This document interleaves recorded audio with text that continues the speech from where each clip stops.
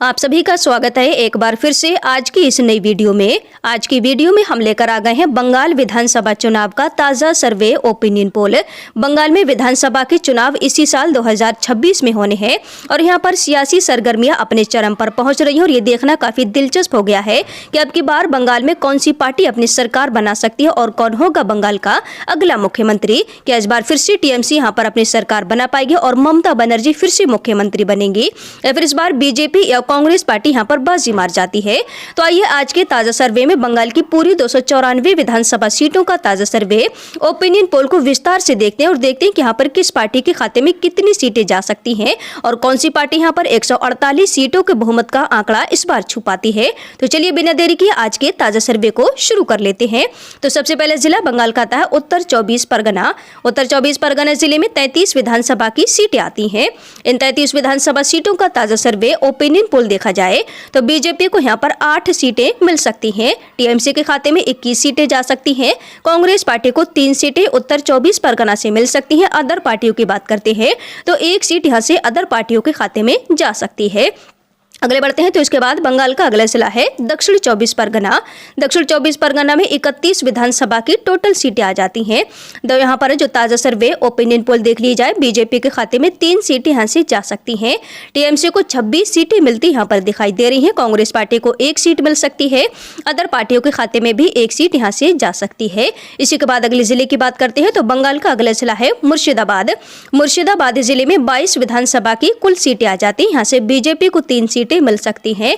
TMC के खाते में 15 सीटें जा सकती हैं। कांग्रेस पार्टी को 3 सीटें मिलती दिखाई दे रही हैं। अदर पार्टियों का मुर्शिदाबाद जिले की 1 सीट पर कब्जा हो सकता है। इसी के बाद अगले जिले की बात करी जाए तो बंगाल का अगला जिला है हुगली। हुगली जिले में है 18 विधानसभा की टोटल सीटें। तो हुगली जिले का ताजा सर्वे ओपिनियन पोल देख लेते हैं। बीजेपी को यहाँ पर 7 सीटें मिल सकती हैं। टीएमसी के खाते में 8 सीटें जा सकती हैं। कांग्रेस पार्टी को 3 सीटें मिलने का अनुमान है जबकि अदर पार्टियों का खाता यहाँ पर खाली रह सकता है।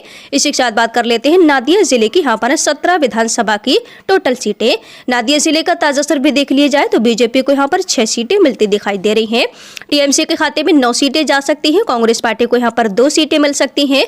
अदर पार्टियों के खाते में यहाँ पर भी 0 सीटें जा सकती हैं। इसी के बाद अगले जिले की बात कर ली जाए तो बंगाल का अगला जिला आता है पूर्व मेदिनीपुर। पूर्व मेदिनीपुर जिले में 16 विधानसभा की कुल सीटें आती हैं। तो इन 16 सीटों का ताजा सर्वे यहाँ पर देखा जाए पूर्व मेदिनीपुर जिले से बीजेपी के खाते में 7 सीटें जा सकती हैं। टीएमसी को 9 सीटें मिल सकती हैं। कांग्रेस पार्टी और अदर पार्टियों के खाते में यहाँ पर 0 सीटें जाने का अनुमान लगाया गया है। इसके बाद अगले जिले की बात कर ली जाए तो बंगाल का अगला जिला है पश्चिम मेदिनीपुर। पश्चिम मेदिनीपुर जिले की 15 विधानसभा सीटों का ताजा सर्वे ओपिनियन पोल देख लेते हैं। बीजेपी को यहाँ पर 7 सीटें मिल सकती हैं। टीएमसी के खाते में भी 7 सीटें यहाँ से जा सकती हैं। कांग्रेस पार्टी को 1 सीट मिल सकती है। अदर पार्टियों का खाता पश्चिम मेदिनीपुर जिले से भी खाली रह सकता है।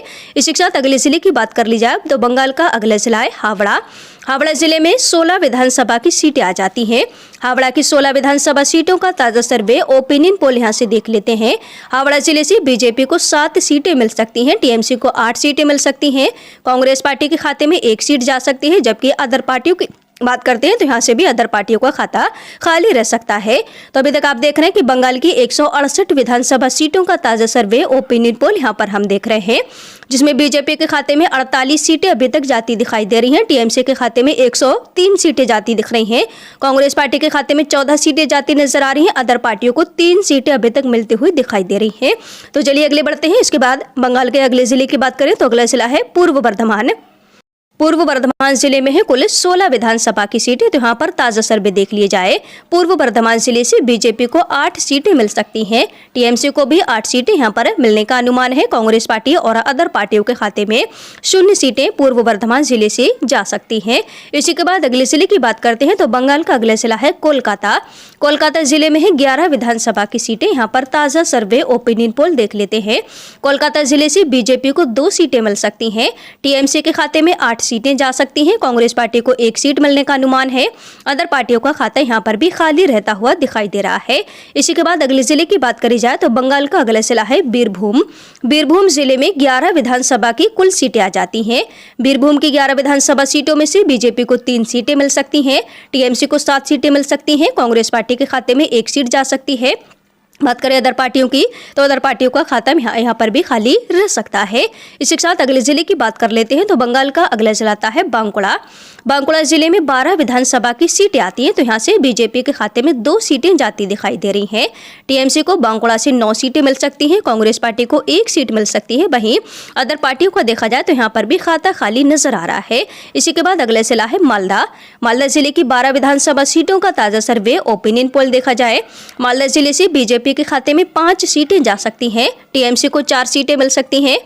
टीएमसी के खाते में यहाँ पर 4 सीटें जा सकती हैं, कांग्रेस पार्टी के खाते में 3 सीटें जाती दिखाई दे रही हैं। जबकि देखा जाए तो अदर पार्टी यहाँ पर भी अपना खाता नहीं खोल पा रही हैं। अगले बढ़ते हैं, तो इसके बाद बंगाल का अगला जिला है पुरुलिया। पुरुलिया जिले की 9 विधानसभा सीटों का ताजा सर्वे ओपिनियन पोल देख लेते हैं। यहाँ से बीजेपी के खाते में 2 सीटें जा सकती हैं, टीएमसी को 6 सीटें मिल सकती हैं, कांग्रेस पार्टी को 1 सीट मिल सकती है। अदर पार्टियों का खाता यहाँ पर भी खाली रह सकता है। इसी के बाद अगले जिले की बात कर ली जाए तो बंगाल का अगला जिला है कूच बिहार। कूच बिहार जिले में 9 विधानसभा की कुल सीटें आ जाती हैं। यहाँ से जो सर्वे निकल कर आ रहा है तो बीजेपी को 5 सीटें मिलती दिखाई दे रही हैं, टीएमसी को यहाँ पर 4 सीटें मिलती दिख रही हैं, कांग्रेस पार्टी और अदर पार्टियों का खाता नहीं खोल पा रहा है, बीजेपी को यहाँ पर बढ़त मिलती हुई दिखाई दे रही है। इसी के बाद बात करते हैं उत्तर दिनाजपुर जिले की। यहाँ पर है 9 विधानसभा की सीटें। उत्तर दिनाजपुर जिले का जो सर्वे देख लिया जाए तो यहाँ पर बीजेपी के खाते में 4 सीटें जाती दिखाई दे रही हैं, टीएमसी को 5 सीटें मिल सकती हैं, कांग्रेस पार्टी के खाते में 0 सीटें जा सकती हैं। अदर पार्टियों का वही खाता यहाँ पर नहीं खुल पा रहा है। इसी के बाद अगला जिला बंगाल का आता है पश्चिम बर्धमान। पश्चिम बर्धमान की 9 विधानसभा सीटों का ताजा सर्वे ओपिनियन पोल देख लेते हैं, तो बीजेपी को यहाँ पर 3 सीटें मिल सकती हैं, टीएमसी के खाते में 6 सीटें जा सकती हैं, कांग्रेस पार्टी और अदर पार्टियां यहाँ पर भी अपना खाता नहीं खोल पा रही हैं। अगले बढ़ लेते हैं, तो इसके बाद बंगाल का अगला जिला है जलपाईगुड़ी। जलपाईगुड़ी जिले की 7 विधानसभा सीटों में से बीजेपी 5 सीटों पर कब्जा जमा सकती है, टीएमसी को 2 सीटें मिल सकती हैं, कांग्रेस पार्टी और अदर पार्टियों का खाता यहाँ से भी खाली रह सकता है। इसके बाद अगला जिला है दक्षिणी दिनाजपुर।